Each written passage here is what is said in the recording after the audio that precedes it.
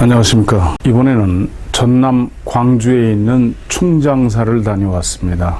이 충장사라고 하는 사당은 임진왜란 때 의병장을 지낸 김덕령 장군을 기리기 위한 그런 곳입니다. 김덕령 장군에 관해서 좀 살펴보고 이어서 말씀을 드리겠습니다. 이분이 김덕령 장군입니다.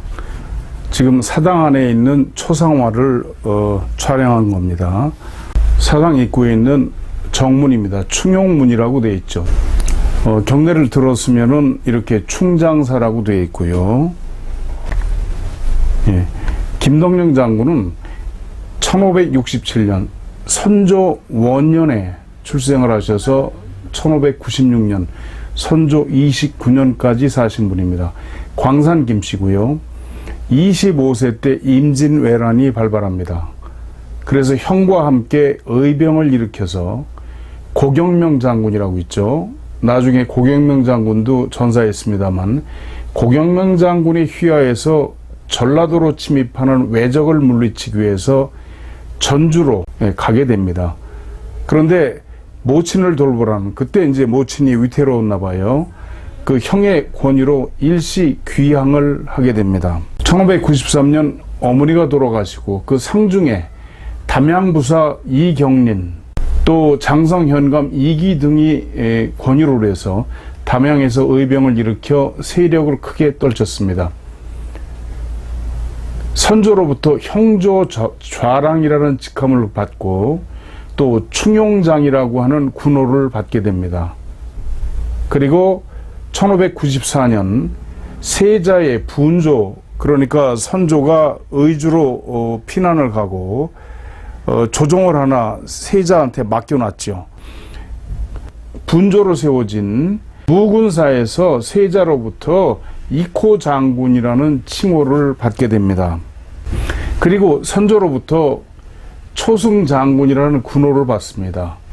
의병장이 되어서 곽재우와 권율 휘하에서 영남 서부 지역을 거제도의 왜적을 수륙 양면 공격하고 선봉장으로 적을 크게 무찌르고 1595년 고성에 상륙하려는 왜적을 기습 격퇴했습니다. 그런데 울화로 과음 그리고 군법을 어미했다. 그래서 망료 군졸 간의 불평이 많았다는 거죠. 조정에서 논의가 빈번했다, 이렇게 전해집니다. 1596년에는 도채찰사 윤근수의 노복을 장살한 죄로 투옥이 됩니다. 그랬다가 경상도 영남 유생들의 상소와 정탁대감, 나중에 영의정했죠. 정탁대감의 변호로 석방이 됩니다. 그리고 7월에 홍산 부여입니다. 충청도 부여에서 이몽학이 반란을 일으키자 도원수 권율의 명으로 진주에서 운봉, 지금 남원이 운봉이에요. 남원까지 진군을 하다가 난이 평정되었다는 소식을 듣고 광주로 돌아가려 했으나 허락받지 못해 진주로 돌아가게 됩니다. 조선 왕조실록을 보면 선조 29년 1596년 2월 1일 무술일에 이렇게 기록이 되어 있습니다. 나국 의병장 김덕령 특명석지. 체포돼서 국문한 의병장 김덕령을 특명으로 석방했다. 덕령 이전 첩 개체 장 역졸 1인 집회. 김덕령은 그 첩보를 전달하는 것이 늦었다고 그래서 역졸, 말하자면 그 당시에 전령이죠, 전령. 전령을 장살했어요. 매를 때려서 죽게 했단 말이죠. 우수 도군지부 장지치사. 그리고 또한 군에서 도망간 그 군인의 아버지를 잡아다가 매를 때려서 죽게 했는데 사자, 죽은 사람은 윤근수 노석이야. 윤근수의 노비에 속하는 그런 사람이었다 이 말이죠. 그 당시에 윤근수는 예조 판서입니다. 근수 수은시 남방, 근수가 남방을 순시하다가 면유 덕령 석지. 예. 덕령을 만나서 유라고 하는 것은 권유했다 그 말이죠. 그 사람을 석방해라 라고 권유를 했더니 덕령 응낙, 덕령이 응낙을 했어요. 그렇게 하겠다고. 근수환, 근수가 돌아가자마자 즉 살지 곧 죽여버렸어요. 그리고 이제 같은 해 8월 1일입니다. 약 6개월 후죠. 사기라고 하는 건 초하루 그 말입니다. 병신일에 김덕령 예옥 고사, 김덕령이 옥에서 맞아 죽었다. 고문으로 죽었다 그 말이죠. 덕령 취포 하옥, 덕령이 체포되어 하옥되었는데 상친 국문지 주상께서 친히 국문했어요. 덕령 치대 사증 무과거. 덕령이 거기에 대해서 말하기를 그 증거를 들어서 말하는데 무과거예요. 그러니까 어떻게 해볼 수가 없는 거죠. 이시연 등 기지. 이시연 등이 그 사람을 꺼려 조정 우의 기용한 난제. 조정에서는 또한 의심스러워한단 말이죠. 그 용맹스러움으로 해서 나중에 제압하기 어려울까봐 욕승시 제지. 기회를 보아서 그를 제거하자. 다언기 불가사. 그래서 그와 같이 그 많은 사람들이 놓아줄 수 없다. 놓아줘서는 안 된다고 말을 했어요. 상의여 견지. 주상, 임금의 뜻 또한 그랬어요. 죽이려고 한 거죠. 판의금, 최황 등 청즉 형신. 판의금, 최황 등이 형벌을 가해서 신문해야 된다. 신문할 것을 청했어요. 상, 제3 지난. 주상이, 임금이 제3, 그 아주 어려워하니까 개불광고. 아무도 그 구하려고 하질 않아요. 차원, 그리고 말하기를 거다살인. 많은 사람을 죽였으니 차제 역당사. 그 죄는 죽음을 당함에 마땅합니다. 부족석이 아까울 것이 없습니다. 정원 김택룡. 김택룡도 나중에 승승장구했죠. 정원 김택룡이 개활 말하기를 국가 조안, 국가가 이제 편안해지는데 일장하권, 그까지 장수 하나가 무슨 관계가 있습니까? 수죽 형주, 반드시 형벌로 죽여. 이제후환, 그 뒤에 후환을 없애야 됩니다. 이렇게 말을 하니까 인계소지, 사람들이 모두 그걸 듣고 있다 웃었어요. 왜 웃었겠습니까? 말 같지 않은 소리죠. 그래서 정령대수루일, 김덕령이 여러 날 갇혀 있어요. 상의 기유변. 임금이 그 변동이 있을까봐 의심스러워서 명엄기례세. 아주 엄히 그 감옥과 자물쇠를 엄하게 하라고 명하고, 금부 발 장군 100여. 의금부에서 아주 건장한 군인 100여 명을 간출해서 용 대삭전, 아주 굵은 동아줄로 묶어 칭칭 동여매고 주야위수, 주야간에 지켰어요. 여방 대적, 마치 큰 대적을 아주 방비하듯이 그렇게 했습니다.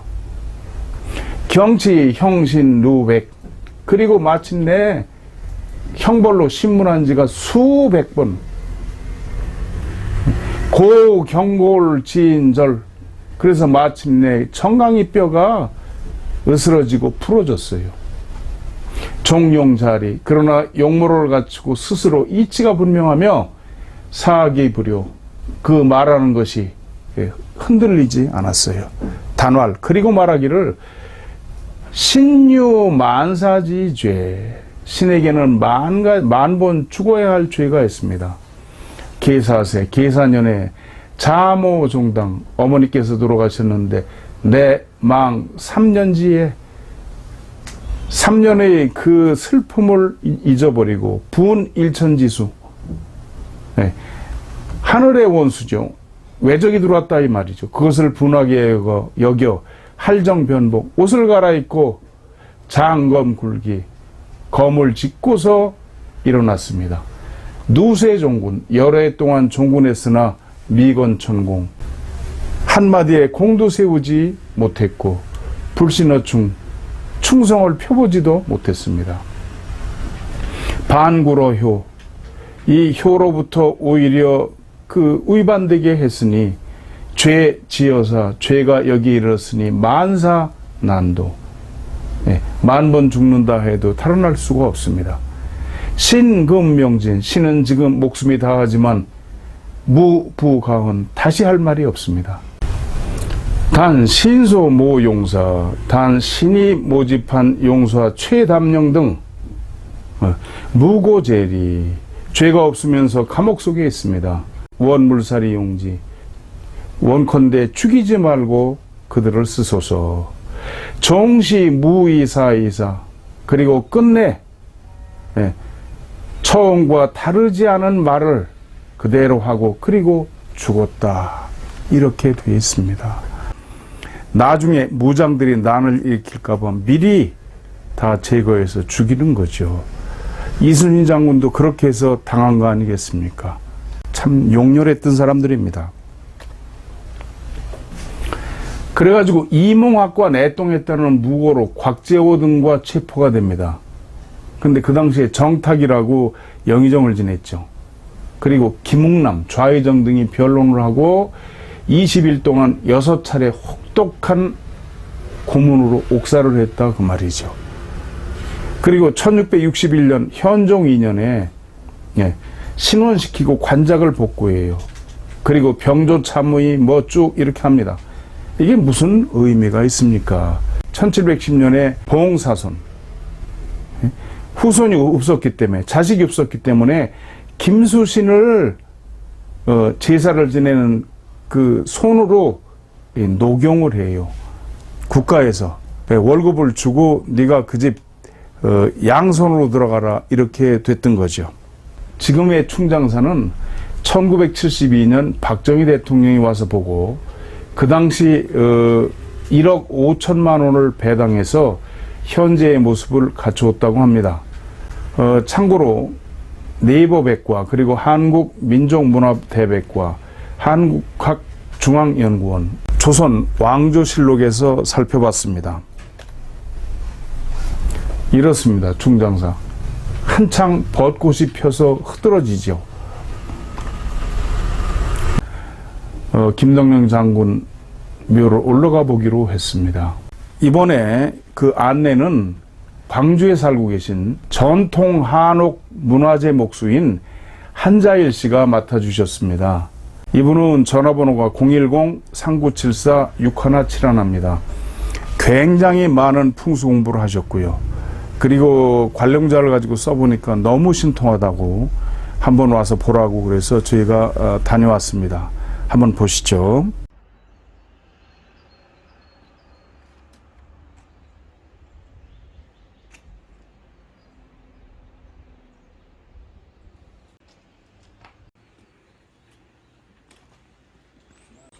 얘가 사당이고 박정희 대통령께서 그 무진간 항공포대 요거 지었어. 요 돌이 엄청 많이 들어야 돼. 바닷가. 바다에서 채취해갖고. 여기는 같은 문중인 광산김 씨들 묘고요. 여기가 지금 김덕령 장군 묘입니다. 그리고 여기가 김덕령 장군 증조 할아버지고 여기가 김덕령 장군 부모입니다.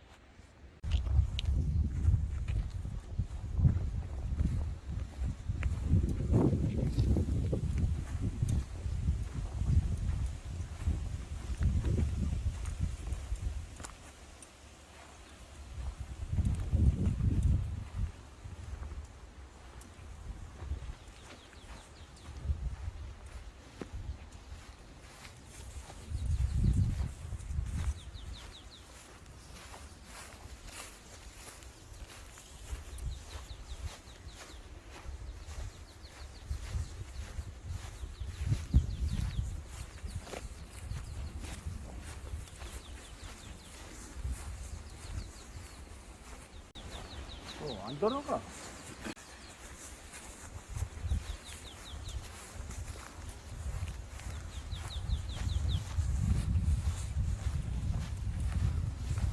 없어.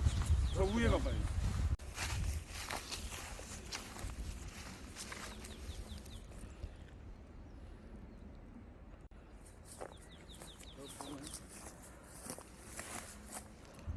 요.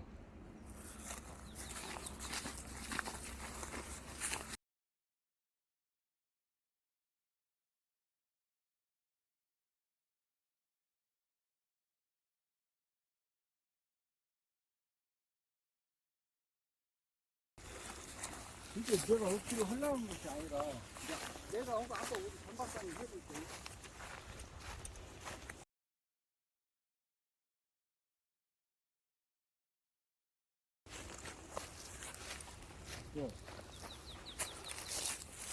안 되지. 요.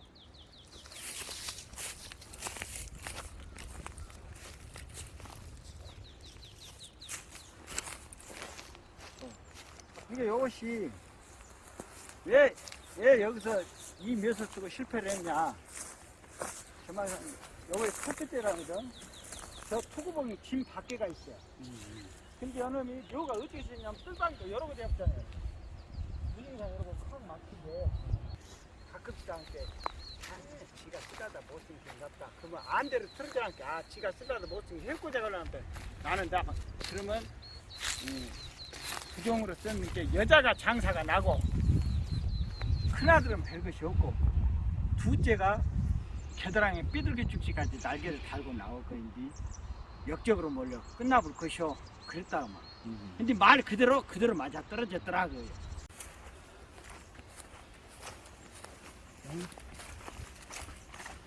요즘 안 들어가잖아요.